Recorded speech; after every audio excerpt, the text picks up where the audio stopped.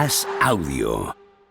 Yo estaba en el Departamento Internacional de Fútbol con Ramón Martínez, que era el director internacional, bueno, el director deportivo del Real Madrid. Y entonces López Caro sube al primer equipo de entrenador y Ramón pues, me dice que tengo que coger el Castilla, o que si quiero coger el Castilla. Y yo, sí, no me importa, ¿sabes? Y así surgió, que yo empezara en el Castilla. Ya llevaban jugados 10, 11 o 12 partidos, más o menos, y bueno, lo cogí ahí. La verdad que teníamos una plantilla muy bonita, de verdad. Hicimos y disfruté mucho con ellos, porque luego la mayoría de ellos han triunfado en el fútbol. Yo creo que han triunfado todos. El único que se me quedó un poco por el camino fue Palencia, que debutó en el Real Madrid, pero se me quedó. Yo pensaba que iba a llegar mucho más alto, ¿sabes? Pero los demás todos, Felipe Luis en el lateral izquierdo, Javi García, Rubén de la Red, Arbeloa y Rubén González de centrales, por la derecha Palencia, centro del campo Javi García, Rubén de la Red, por la derecha Borja Valero metiéndose para adentro, Jurado desde fuera hacia adentro, Soldado, Negredo, luego pues estaban también Balboa, Barral, pues bueno, tuve unos también, y había también buenos, digamos, suplentes entre comillas, ¿no? Que eran también buenos. Lo que pasa que, claro, tenía muy buen equipo y la verdad que hicimos una gran campaña y estuvimos ahí metidos en la cabeza todo el año y bueno, y es que no podíamos subir y al final, al no poder subir, bueno, pues ya al final hicimos muchas pruebas con chavales para ver qué pasaba con ellos el futuro y bueno, ya terminamos la temporada perdiendo los últimos 4 partidos y aún así quedamos los 9º. Pero la verdad es que jugaba el equipo muy bien al fútbol. Yo creo que es la generación, la mejor generación que ha habido después de la de Emilio Butragueño, ¿no? De la Quinta al Buitre. Yo creo que esa fue la que más marcó, pero después esta que yo te digo, de los de Arbeloa y Soldado, Negredo, yo creo que para mí es de las más, o la segunda mejor que hemos podido tener. Sí, además de repente cuando vino Capello hubo 5 que subieron al primer equipo, porque estaban preparados, ¿no? Y yo creo que esa es una generación que luego todos han triunfado, ¿sabes? Y han jugado, han sido internacionales varios, y luego fíjate, Jurado, Borja Valero, la carrera que ha hecho, Negredo, Soldado, todos, ¿no? Todos. Yo ya te digo que lo único que se me quedó un poco por el camino fue Palencia, que a veces cuando le veo, pues te da un poquito, porque tenía unas condiciones también pues para haber hecho más cosas, ¿no? Pero a mí aquí, así de primera vista, te saltaba a la vista José Jurado. Sí, ¿no? Bueno, sí, claro. ese es que claro, ¿sabes? Era muy joven también, era muy jovencito. No llegaba a 19 años. Te saltaba a la vista. Después, evidentemente, por personalidad, pues los Arbeloa, que tenía mucha personalidad, Soldado también, Rubén de la Red. Rubén de la Red era un centrocampista que hubiera llegado... fue campeón de Europa, la mala suerte que tuvo. La mala suerte, pero hubiera sido un grandísimo jugador, ¿sabes? Seguro. Y luego ya la seriedad de Javi García, un tipo muy equilibrado, muy serio. Y luego Borja Valero, que era también diferente, también te buscaba las cosquillas, sabía interpretar muy bien el juego de fuera hacia adentro para crear superioridades, igual que José Jurado, ¿no? Yo creo que todos tenían talento. Y luego Felipe Luis, que era una pulga cuando vino, porque le fichamos de extremo, y a mí de extremo le faltaba quizás el cambio de ritmo, pero él tenía mucha calidad en la pierna zurda y al espacio sabía jugar. Entonces le retrasamos y le puse el lateral izquierdo, cosa que siempre me agradeció, cuando me veía, mister, le debo de agradecer que me pusiera de lateral izquierdo. Y cuando lo empezaste a poner de lateral izquierdo, ¿no se te rebrincaba un poco y te decía...? No, que va, lo aceptó perfectamente. Además también porque en la dinámica del juego entraba y desequilibraba, porque jugaba en la misma banda que Jurado, que José. Claro. José me daba desequilibrio por dentro. Claro, le permitía él subir la banda, y ahí él, con esa pierna zurda que tiene tan bonita y que veía bien el fútbol, pues se lucía, ¿sabes? Pues sobre todo con mucha creencia en sí mismo, mucha personalidad y mucho carácter, ¿sabes? Muy así, con mucha autoridad saliendo con balón. Muchas veces yo le decía de cachondeo, a veces te voy a poner una alfombra roja de esa que ponen a los presidentes que bajan del avión, porque sales con tanta autoridad que hay que ponerte una alfombra roja. A veces salía así con mucha personalidad, ¿no? La verdad que sí, que era un capitán con mucha personalidad, la verdad, sobre todo eso. Conmigo a veces pero no, porque tenía palencia, podía jugar de lateral derecho, podía jugar en el centro del campo, podía jugar de cualquier posición ahí de los cuales él, la capacidad de defender y la capacidad de anticiparse era muy buena. Él no es muy alto, pero su capacidad de anticipación y su velocidad a la anticipación era muy buena. Y eso lo veía el fútbol. Y cuando sacaba el balón, lo mismo, ¿sabes? Y luego también podía jugar de lateral derecho, pero yo lo utilizaba casi siempre centralizado. Sí, se le ve ahora, porque hace falta tener mucha personalidad para salir a las ruedas de prensa y hablar con tanta claridad, ¿no? ¿Sabes? Yo creo que si no tienes esa personalidad, no es fácil plantarte delante de todos recién llegado y hablar de esa manera, ¿no? No es fácil. Hombre, era muy joven en ese momento, era muy joven, era muy joven, ¿no? Pero siempre se le ha visto que leía muy bien el juego. Eso sí, que él tenía una interpretación del juego y una resolución de las situaciones de gente que podía llegar a ser, pero claro, era muy joven todavía. Yo, en este sentido, la verdad es que era pues, ese líder de la defensa, lo manejaba muy bien y era, bueno, pues un poco... sí que es verdad que si tú eres entrenador quieres un jugador como esos, porque sabe interpretar perfectamente aquello que tú quieres, ¿no? Y luego él, claro, ha ido absorbiendo todo lo que ha vivido en su vivencia como futbolista y lo ha transformado en el entrenador que es. Bueno, es un poco manejándoles, ¿no? Psicológicamente, porque a veces te pasa que les llevan concentrados y luego tienen que bajar, ¿no? Claro. Esa situación para ellos, a veces les sacas de su entorno normal, les metes en el otro entorno y cuando bajan, pues quizás igual no hay algunos que lo sienten, ¿no? Y hay otros que no, que lo asimilan perfectamente, ¿no? La verdad, no es fácil, pero sí que ahí la mano del entrenador es importante para hacerle saber que lo que ha conseguido es un premio, pero que ese premio tiene que tener una continuidad, que si no hace bien las cosas abajo no va a tener continuidad, ¿sabes? Que para eso tiene que trabajar también bien y el premio se extenderá en el tiempo, pero que si no se extiende en el tiempo tiene que luchar por eso, porque se extienda. ¿Y eso dónde te lo ganas? Estando en el equipo filial.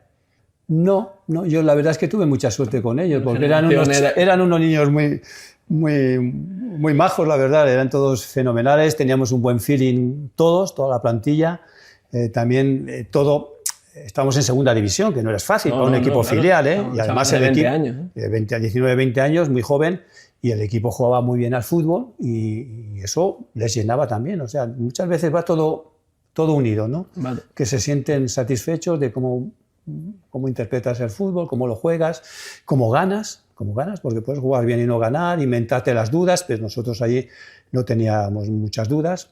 Empezó el equipo que cuando yo lo cogí, que López Caro pasó, pues estaba por abajo también, pero bueno, enseguida nos salimos de ahí porque van creciendo. En el Castilla lo que suele pasar es que cuando empieza el equipo son chavales jóvenes y tardan un poquito en irse haciendo la categoría en la que están, ¿no? Y poco a poco van creciendo y cuando crecen ya se encuentran sueltos, ¿sabes? Y ahí es donde ya dan todo lo que tienen.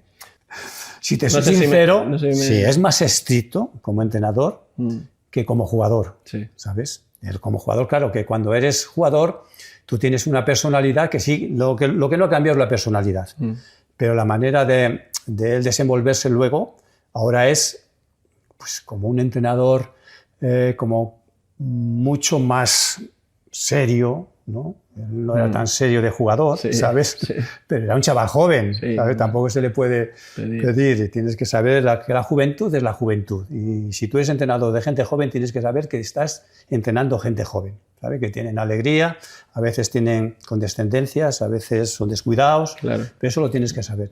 Claro. Pero sí que es verdad que ahora se ha convertido en un entrenador, pues eso, serio, un entrenador concienciado de lo que es un entrenador, y está asimilando y asimila muy bien el rol de entrenador. No hay más.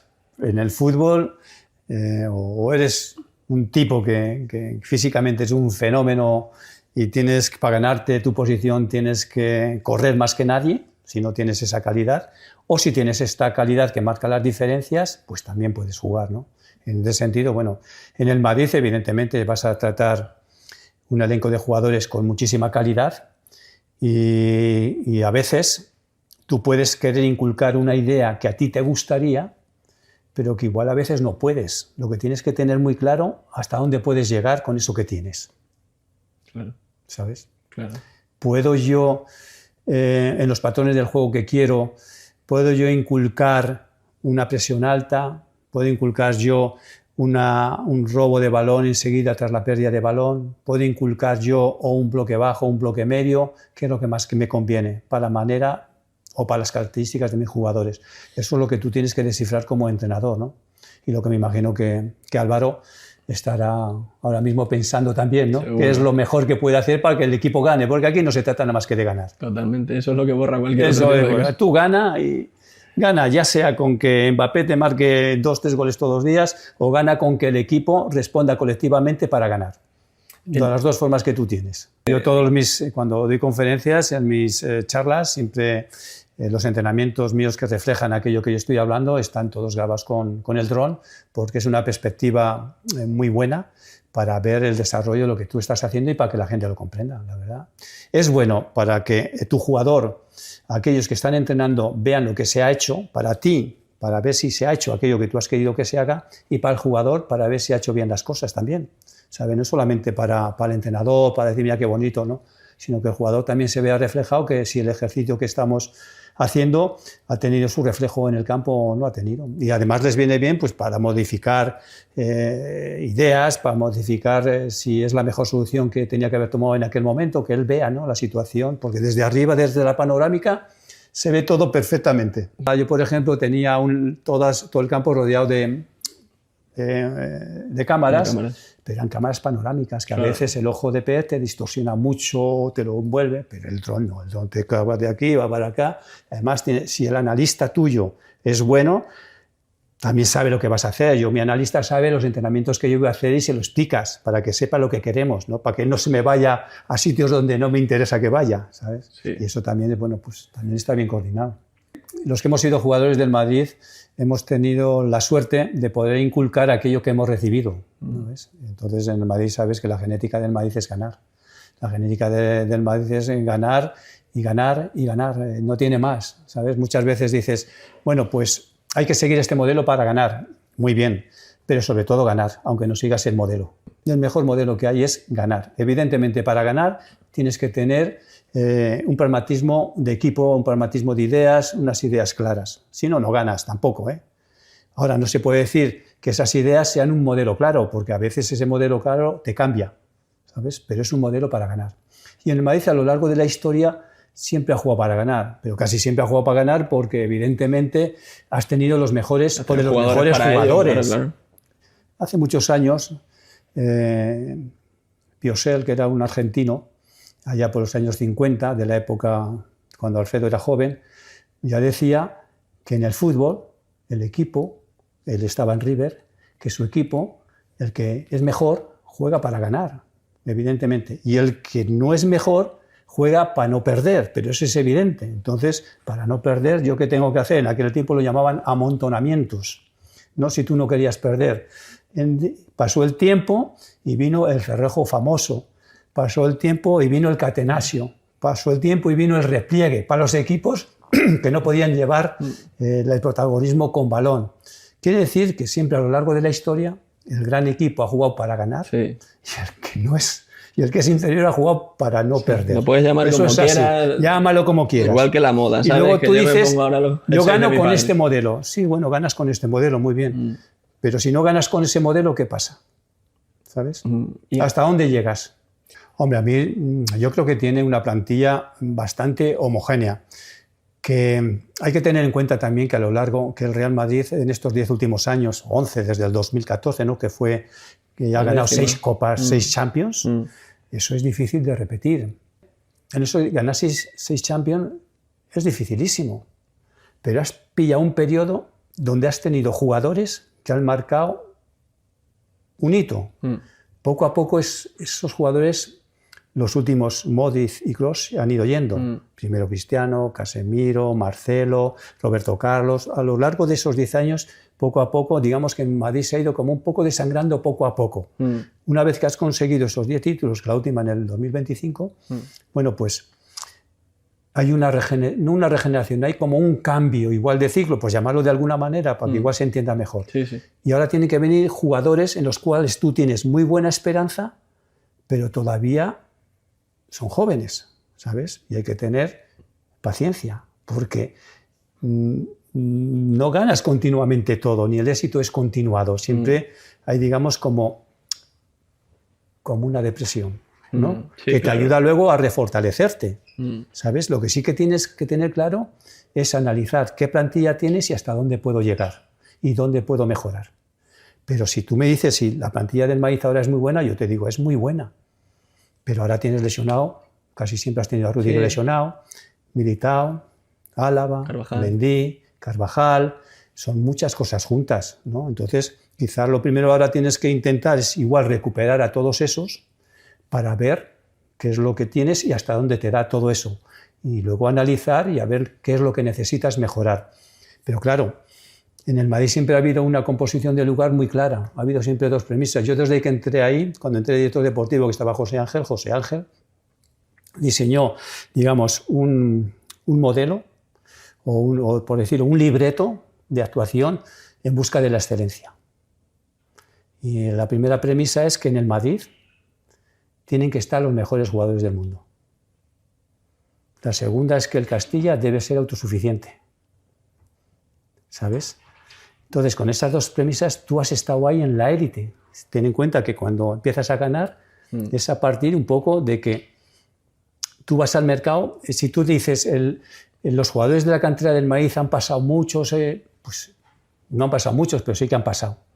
No, sí. Los del Barcelona han pasado más, pues igual porque tienen otra filosofía totalmente diferente. Sí. Pero la política del Madrid, la primera premisa es que tú no tienes beneficios porque no eres una empresa privada. Tú te debes a tu público. Y tu público que quiero el mejor artista en el terreno de juego. Y tú apuestas fuerte por los mejores artistas. Y a partir de ahí tú confeccionas el equipo para ganar todo eso que has ganado. Pero claro, eso no tiene una continuidad. Tiene un descanso. Y en esa deflexión, digamos, por decirlo de alguna manera, tú tienes que analizar y ahora ver si todo eso te vale o si necesitas más. Y yo creo que estás en ese momento en el cual estás en ese impasse, que tampoco es tanto, porque hace poco has ganado la Champions. Lo que pasa es que a veces metemos mucha prisa, ¿no? Sí, y a veces no se necesita tanta prisa para pensar mejor. Falta la jerarquía de los complementarios. Claro.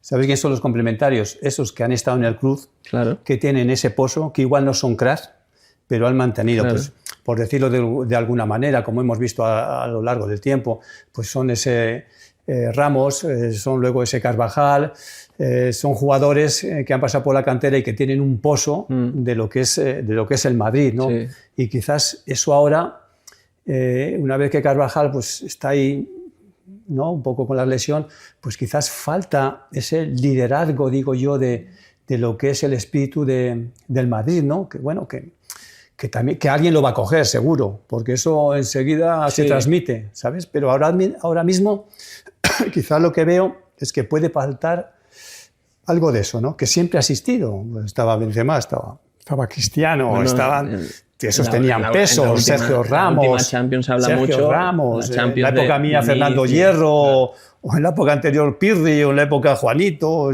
todos, ¿no? Siempre ha habido los que han sido líderes.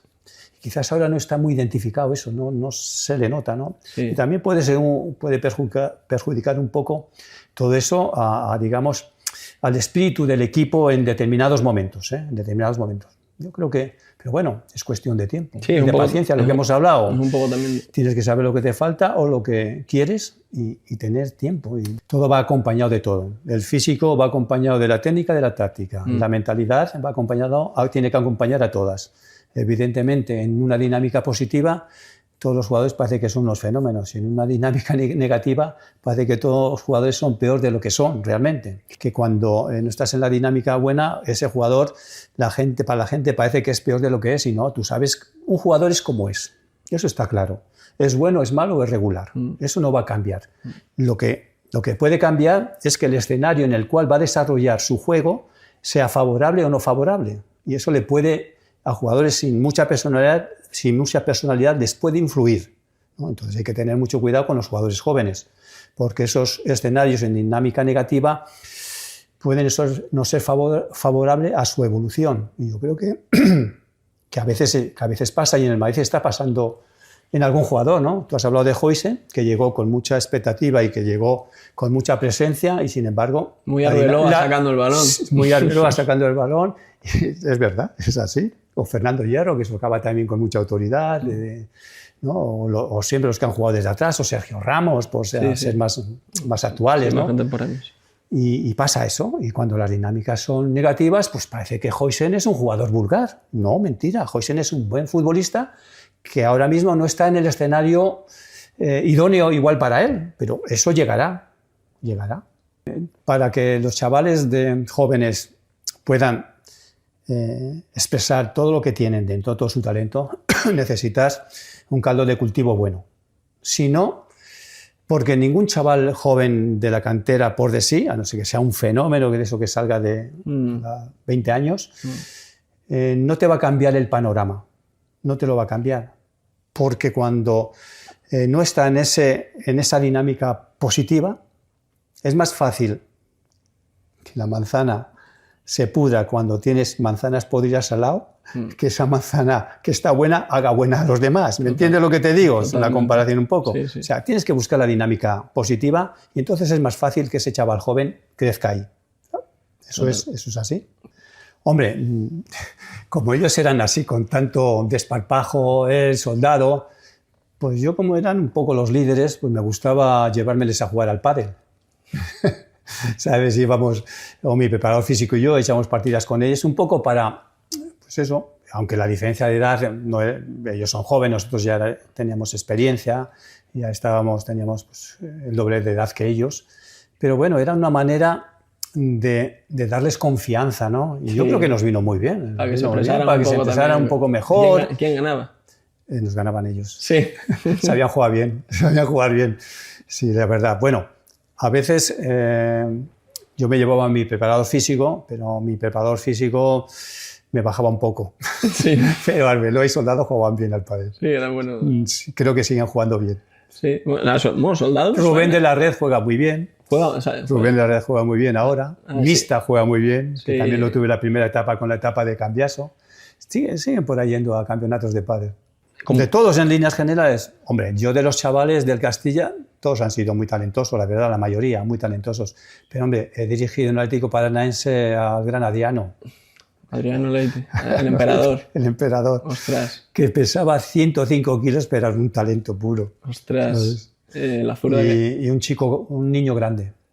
¿Qué edad tenía Adriano? Pues cuando yo no era muy mayor, tenía 31. Pero... bueno, su entorno no era lo más favorable y bueno, mi presidente me lo fichó allí en el Atlético Paranaense para ver si lo podíamos reconducir y la verdad que conmigo tuvo un comportamiento excepcional. Yo no tengo ninguna queja ni nada y la verdad que era muy diferente, muy diferente. Le pegaría al balón, que vamos... Él tenía dificultades con 105 kilos para desenvolverse en los campos grandes, pero cuando jugábamos los partidos reducidos de un doble área o eso, era un fenómeno. Una máquina, ¿no? Y luego también he tenido talentos jóvenes. Bueno, también tuve en el Racing de Santander a Sergio Canales. ¿Es verdad? También. Tuve a Garay en el Racing de Santander, que lo ficharon por el Madrid, también un central de muy buen pie. Tuve a otros que ahora son muy buenos entrenadores, grandes entrenadores, como Leo Scaloni, en el Racing Santander. Ese sí que se veía que iba a ser entrenador. Sí.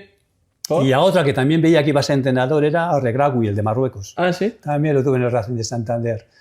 Y Regragui, que tuvo una lesión grave de tobillo, no le pudo el Racing hacer ficha porque estaba lesionado, una lesión muy grave, y le renovó un año para ver si luego ya buscaba otro equipo. Ya estaba con 31 o 32 años y el Racing le dio un año más por haberse lesionado, ¿no? Sí. Y entrenaba conmigo todos los días, fenomenal, estaba más o menos, jugó algún amistoso conmigo hasta que se recuperaba y luego se marchó ya a Francia. Pero él me llegaba siempre y me decía por las mañanas: «Mister, ¿qué vamos a hacer hoy? Mister, ¿y esto por qué hacemos esto?». Sí. Era un preguntón muy majo, ¿no? Sí, sí, sí. Al final yo escribí un libro de metodología, entrenamiento con balón, metodología y aplicación práctica. Le lo traje un día y digo: «Regra, toma el libro, aquello que no entiendas me lo preguntas». Y mira, ahí está entrenando el tío y haciéndolo fenomenal. Era un tío muy majo también. Al final, Brahim, no sé qué le pasó por la cabeza, pero bueno. Sí, son de esas cosas que... Estaba todo diseñado para ser el héroe ahí. Quizás el penalti no era, Era bastante dudoso. Era bastante dudoso y no sé, igual se le pasó por la cabeza cualquier cosa. No sé. Sí, puede ser. Scaloni era entrenador ya. Sí. Sí, le pusieras donde le pusieras, siempre te daba resultado. Conmigo jugaba, vino del el Deportivo, jugó mucho en la banda derecha, de un 7 también, metiéndose para adentro, ¿no? Luego también podía jugar de lateral derecho. Sí, y yo le puse de lateral derecho también, pero él era más extremo al principio, luego retrasó la posición. Regraue era lo mismo, era la misma posición los dos. Y a veces también le puse por medio, como un 6, por dentro en la base del centro del campo con otro de 2. Nosotros jugamos con 2. También me lo hacía muy bien, la verdad. Muy aplicado en todo, muy aplicado. Como es de entrenador. Sí, bueno, no le está yendo mal. He mantenido con él siempre muy buena relación. No le está yendo mal tampoco. Incluso cuando estuve en Argentina, yo estaba en Bolivia. Cuando empecé con la selección le tocaba jugar contra Bolivia y me llamaba a ver qué protocolo tenía que seguir para jugar en la altura. Ah, bueno, claro. Y no se les ocurre nada más que un día decir que ganaron en Bolivia y jugaron muy bien, que el protocolo se lo había hecho yo. Me marearon todos los periodistas de Argentina. Pero, a ver dónde está la tecla esa. Digo, el que ha ganado es el equipo de los jugadores. Lo único que le dices es un poco el protocolo que podía seguir para desarrollar un partido en la altura. Y que en la altura lo que tienes que hacer es jugar al pie, como decía Di Stéfano, cortita y al pie. Ir avanzando en continuas posesiones, no al espacio, porque el balón es un conejo que no le vas a pillar si no estás acostumbrado, porque tiene más velocidad de la normal. Y tienes que jugar más al pie, más al pie. Y cuando no lo tienes, pues tienes que saber que el balón te va a llegar antes de lo que tú esperas, porque el concepto propioceptivo te varía. Esa velocidad te va mucho más rápido el balón. Bueno. Pesa menos, va mucho más rápido. Y te baja rápidamente, hace una curva para arriba y enseguida cae. Entonces, todas esas cosas, yo digo, ven antes, prueba más que la respiración, que vas a tener dificultad. Eso no es dificultad si tú juegas rondos continuos, porque el que corra es el rival, pero prueba sobre todo las trayectorias que hace el balón para que el jugador se adapte a ellas. Porque si tú no has probado esas trayectorias, cuando empiece el partido, los primeros 20 minutos vas a llevar 2 goles en contra. Sí. Porque te van a meter centros al área y no vas a saber qué hacer. Y vas a despejar y ya te ha pasado el balón. El otro lo sabe, ¿sabes? Claro. Bueno, son pequeñas cosas. Qué bueno, qué bueno. Pues... de efectos de altura. As Audio.